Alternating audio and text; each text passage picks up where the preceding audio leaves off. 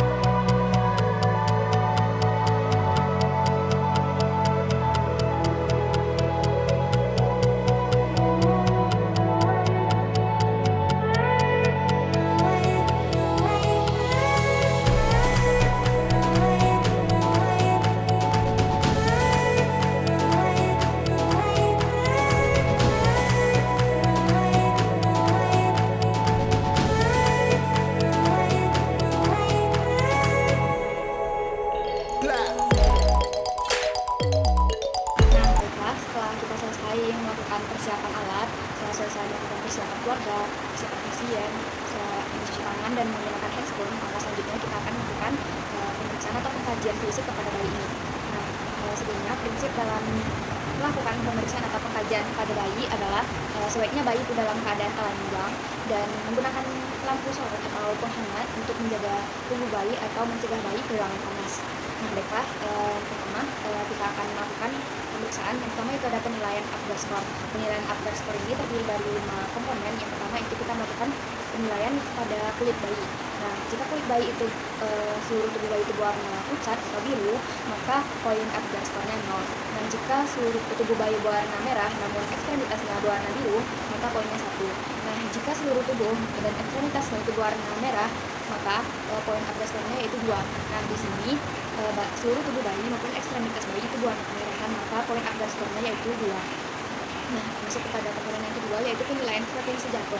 Nah, penilaian frekuensi jantung ini akan berpoin 0 jika tidak ada frekuensi jantung, akan berpoin 1 jika frekuensi jantungnya kurang dari 100, dan akan memiliki poin 2 jika frekuensi jantung lebih dari 100. Nah, kita akan melakukan penilaian frekuensi jantung.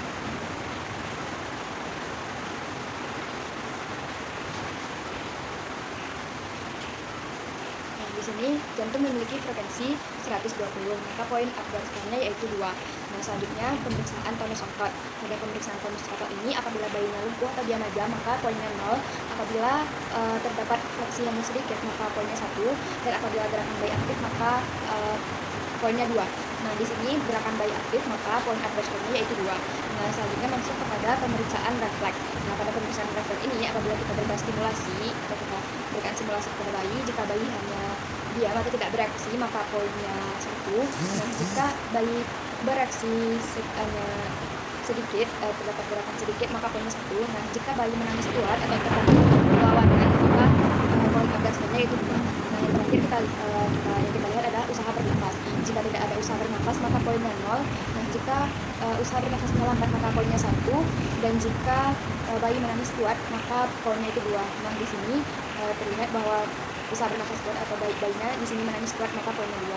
Nah, jika ditotalkan, poin underscore-nya. Jika totalnya 7 sampai 10, maka bayi dikatakan dapat beradaptasi dengan baik. Jika poin underscore-nya 6, jika poin underscore-nya 4 sampai 6, maka bayi dikatakan memiliki asfiksia ringan atau sedang. Nah, jika poin underscore-nya 0 sampai 3, maka bayi dikatakan memiliki asfiksia berat. Nah, total underscore pada bayi ini adalah 10, maka bayi dikatakan dapat beradaptasi dengan baik. Lanjut pada pemeriksaan yang selanjutnya, yaitu pemeriksaan cairan amnion. Nah, kita lihat jumlah cairan amnion. Apabila normalnya itu jumlah cairan amnion ini yaitu 500 sampai 2000 mili. Apabila lebih dari 2000 mili maka dikatakan polyhydramnion, dan apabila kurang dari 500 mili maka dikatakan oligohydramnion. Nah, selanjutnya yaitu pemeriksaan plasenta. Pada pemeriksaan plasenta ini kita lakukan pengamatan atau inspeksi pada struktur plasenta, apakah adanya tanda perkapuran, nekrosis, kemudian kita lihat jumlah dan beratnya. Kemudian pemeriksaan selanjutnya yaitu pemeriksaan pada tali pusat. Nah, pemeriksaan pada tali pusat ini kita perhatikan apakah ada simpul, kemudian apakah adanya pus atau nanah ataupun darah pada tali pusat. Kemudian kita lihat jumlah pembuluh darahnya apakah lengkap, apakah ada 2 arteri dan 1 vena. Nah, di sini terdapat simpul pada tali pusar, kemudian terdapat 2 arteri dan 1 vena, dan tidak terdapat pus ataupun nanah pada tali pusat. Nah, kita masuk pada pemeriksaan selanjutnya, yaitu pengukuran antropometri. Pengukuran antropometri ini terdiri dari 5 macam, yaitu yang pertama kita lakukan penimbangan berat badan bayi. Nah, berat badan bayi normal itu berkisar antara 2.500 sampai 4.000 gram. Apabila beratnya kurang dari 2.500 gram, maka dikatakan dengan BBLR atau berat badan lahir rendah. Apabila beratnya lebih dari 4.000 gram, maka bayi dikatakan makrosemia. Kemudian yang kedua yaitu kita melakukan pengukuran panjang badan. Nah, normalnya panjang badan bayi itu adalah 48 sampai 53 cm. Yang ketiga yaitu kita lakukan pengukuran lingkar kepala. Lingkar kepala ini normalnya yaitu 33 sampai 35 cm. Kemudian yang terakhir kemudian yang keempat yaitu pemeriksaan lingkar dada. Normalnya lingkar dada ini yaitu 30 sampai 33 cm. Dan yang terakhir kita lakukan pengukuran lingkar lengan pada bayi. Baiklah, yang pertama kita akan melakukan penimbangan berat badan bayi.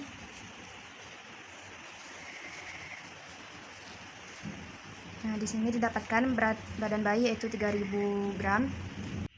Selanjutnya yaitu pengukuran panjang badan bayi. Di sini didapatkan panjang badan bayi yaitu 50 cm, dan itu termasuk panjang badan yang normal. Selanjutnya kita akan ukur lingkar kepala bayi.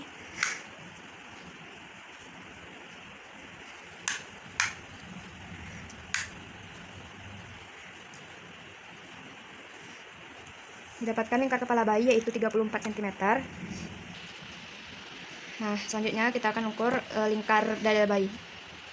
Pengukuran lingkar dada bayi dilakukan lingkar dada yang melewati puting susu.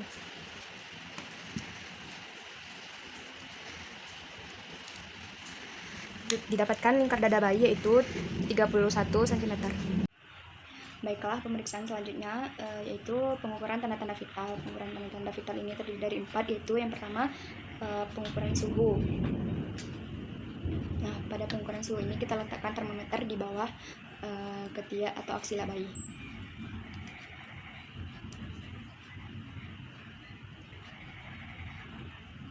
Nah, didapatkan suhu bayinya yaitu 37. Nah, ini dikatakan normal karena suhu normal itu adalah 36,5 sampai 37,5 derajat Celcius. Nah, yang kedua kita lakukan pemeriksaan tekanan darah pada bayi. Tentunya kita di sini menggunakan stetoskop bayi dan sphygmomanometer khusus bayi.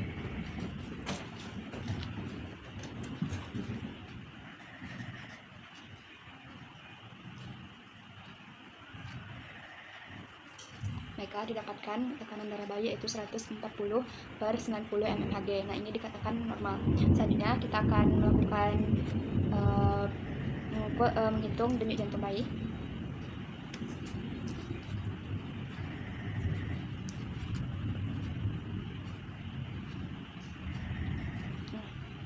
Denyut jantung bayi yaitu 120 kali per menit. Ini merupakan normal karena denyut jantung bayi itu berkisar antara 100 sampai 160 kali per menit. Nah, terakhir kita hitung pernafasan bayi.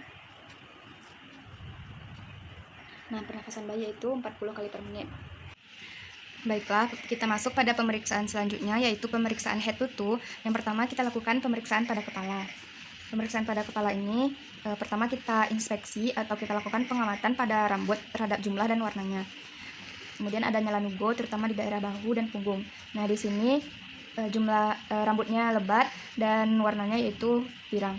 Selanjutnya kita lakukan inspeksi atau pengamatan pada wajah dan tengkorak, apakah ada maulugo, kaput sukedeum, dan sepal hematom. Nah, selanjutnya kita juga perhatikan apakah wajahnya simetris atau tidak, apakah ada bentuk khas seperti kelainan kongenital, seperti adanya sindrom Downs, dan ataukah ada trauma lainnya. Nah, selanjutnya kita palpasi fontanel terhadap denyutan. Nah, biasanya denyutannya itu sama dengan denyutan jantung. Nah, pada bayi ini denyutan fontanel itu sama dengan denyutan jantung. Kemudian kita juga lihat apakah ada penutupan fontanel. Nah, biasanya fontanel posterior itu akan menutup setelah usia 2 bulan dan fontanel anterior itu akan menutup setelah usia 12 sampai 18 bulan.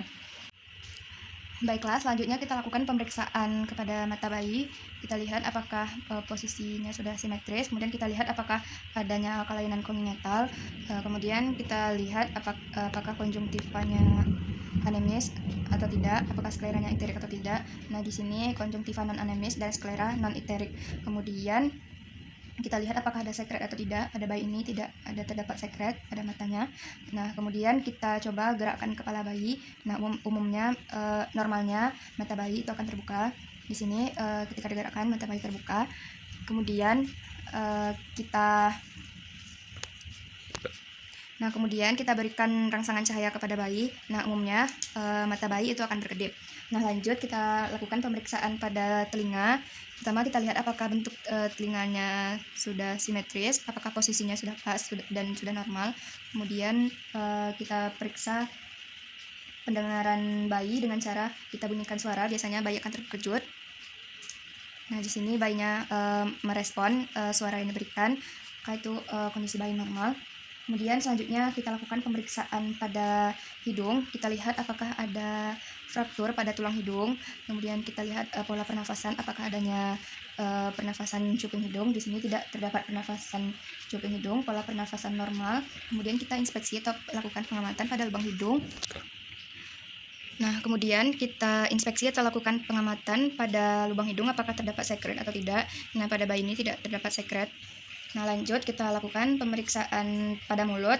Nah, di sini kita lakukan pengamatan terhadap mukosa mulut. Di sini mukosa mulutnya berwarna pink. Kemudian kita lihat lidah, tidak ada bercak dan juga tidak ada celah pada bibir maupun langit-langit. Kemudian bentuknya juga sudah simetris. Nah, di sini kita cobakan refleks menghisap. Kita berikan botol pada bayi atau kita berikan tangan. Biasanya normalnya itu bayi akan menghisap dengan kuat. Nah, di sini bayi menghisap dengan kuat, maka bayi memiliki refleks yang baik.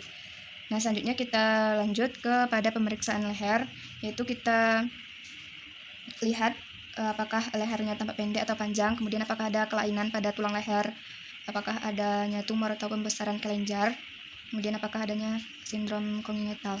Nah, di sini bentuk lehernya yaitu lehernya pendek, kemudian tidak terdapat tumor ataupun pembesaran kelenjar. Nah, kita lanjut pada pemeriksaan dada.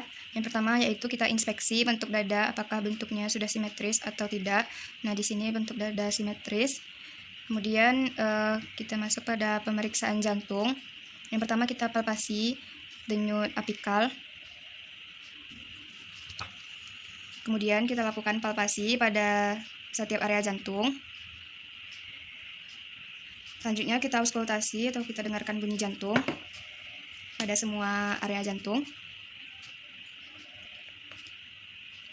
Nah, di sini kita cek apakah bunyi jantung normal ataukah ada bunyi jantung tambahan. Nah, di sini bunyi jantungnya normal yaitu bunyi S1 dan S2 ataupun bunyi loop dan dop, dan jarak kedua bunyinya yaitu kurang dari 1 detik, dan tidak ada bunyi nafas tambahan seperti murmur ataupun yang lainnya. Selanjutnya kita lakukan pemeriksaan pada paru-paru. Pertama kita inspeksi atau kita lakukan pengamatan pada pola pernafasan. Nah, di sini frekuensi pernafasannya normal. Nah, kemudian dinding dada dan perutnya itu bergerak bersamaan. Kemudian tidak ada retraksi dinding dada ataupun tidak ada kesukaran bernafas pada bayi. Selanjutnya kita infeksi sifat pernafasannya. Nah, di sini bayi menggunakan pernafasan dada dan pernafasan perut. Kemudian juga di sini tidak ada penggunaan otot bantu pernafasan. Selanjutnya kita lakukan inspeksi pada ritme atau irama pernafasan. Nah, di sini terlihat bahwa pernafasan bayi itu teratur. Nah, selanjutnya kita lakukan palpasi untuk mengetahui fremitus dilakukan pada saat bayi menangis. Selanjutnya kita lakukan auskultasi pada bunyi nafas. Nah, di sini bunyi nafas normal dan tidak ada bunyi nafas tambahan. Lanjut kita masuk pada pemeriksaan abdomen. Pemeriksaan abdomen ini kita lihat apakah bentuk abdomennya sudah normal, yaitu bentuk silindris. Kemudian kita lakukan pemeriksaan hati dan limfa. Kemudian kita lakukan pemeriksaan pada pusat umbilikus. Kita lihat di sini arterinya sudah jumlah pembuluh darahnya sudah lengkap, yaitu ada 2 arteri dan 1 vena. Kemudian tidak terdapat pus atau nanah dan darah. Nah, selanjutnya kita lakukan pemeriksaan pada tulang belakang. Pemeriksaan ini dilakukan untuk melihat apakah adanya skoliosis ataupun spina bifida. Nah, di sini tidak ada kelainan pada tulang belakang maupun tidak ada kelainan seperti skoliosis ataupun spina bifida. Selanjutnya kita lakukan inspeksi atau pengamatan terhadap ekstremitas. Kita lihat pergerakannya. Di sini bayinya bergerak aktif. Kemudian kita lihat kesimetrisan. Di sini ekstremitas bayi sudah simetris. Kemudian kita lihat jumlah jarinya apakah sudah lengkap.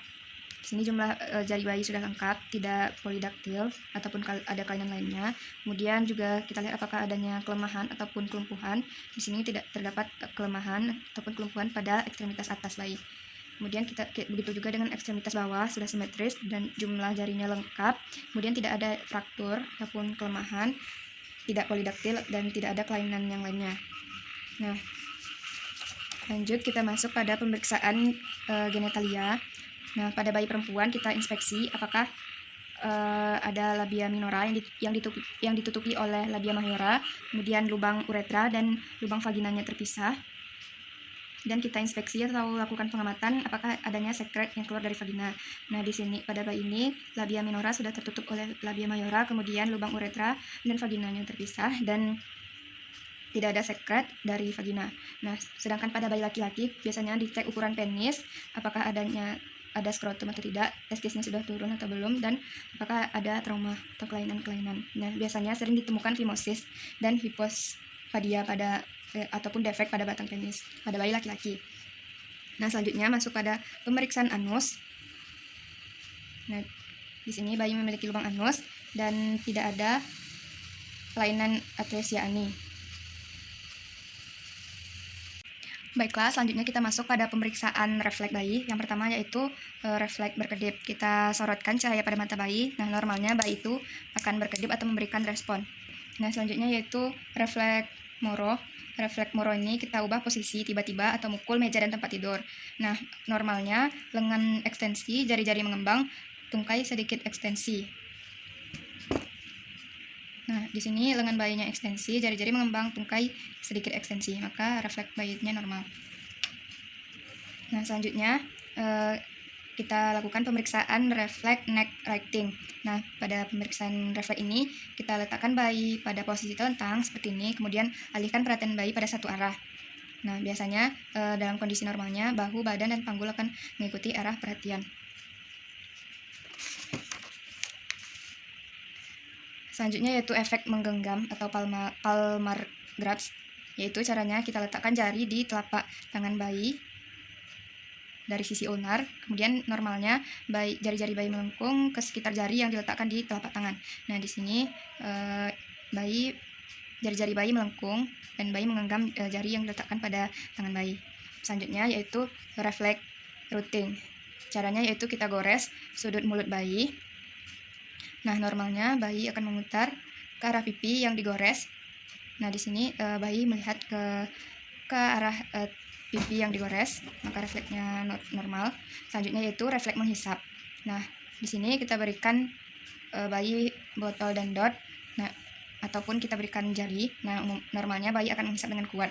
Nah, di sini bayi menghisap dengan kuat dan biasanya refleks ini akan menetap selama pada masa bayi. Selanjutnya kita lakukan pemeriksaan refleks tonic neck. Caranya itu putar kepala bayi dengan cepat ke satu arah. Nanti bayi dengan kondisi normal akan melakukan perubahan ke posisi bila kepala diputar ke satu sisi.